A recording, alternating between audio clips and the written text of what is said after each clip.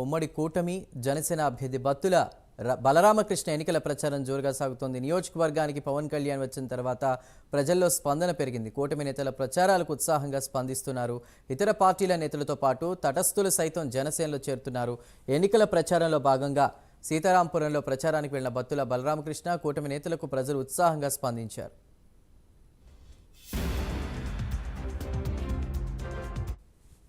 నమస్కారం.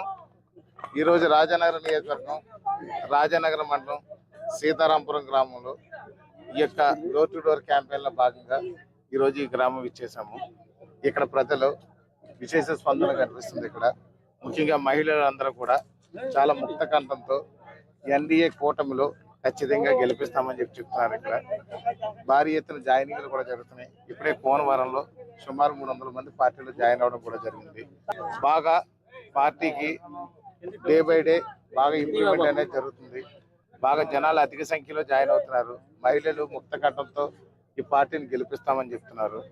ఖచ్చితంగా వీళ్ళందరూ స్పందన చూస్తే ఇప్పుడే గెలిచినట్టుగా ఉండే పరిస్థితులు ఇక్కడ కనిపిస్తున్నాయి. ఖచ్చితంగా భారీ మెజారిటీతో ఇక్కడ జనసేన పార్టీ గెలవబోతుంది.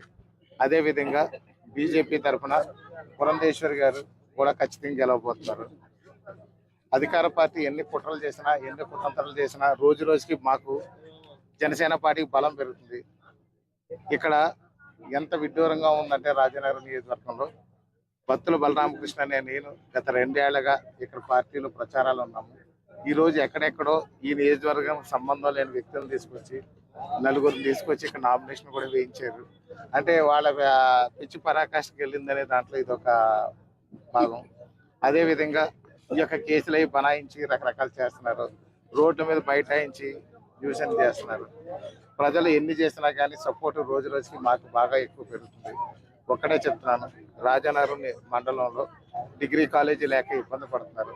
ఖచ్చితంగా రాజానగరం మండలంలో డిగ్రీ కాలేజీ ఏర్పాటు చేసి ఈ పిల్లలందరూ కూడా చదువుకునే విధంగా ఏర్పాటు చేస్తాం.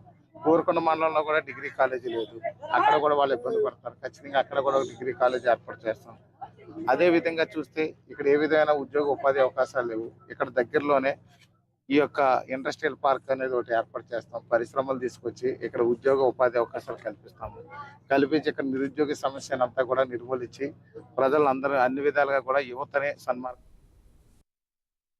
ఇక ఈ సందర్భంగా బత్తుల బలరామకృష్ణ మాట్లాడుతూ ఎన్నికల భయంతో వైసీపీ నేతలు కుట్రలు కుతంత్రాలకు దిగుతున్నారని, వారు ఎన్ని ప్రయత్నాలు చేసినా ప్రజలు కూటమికి పట్టం కట్టడం ఖాయమని ధీమా వ్యక్తం చేశారు.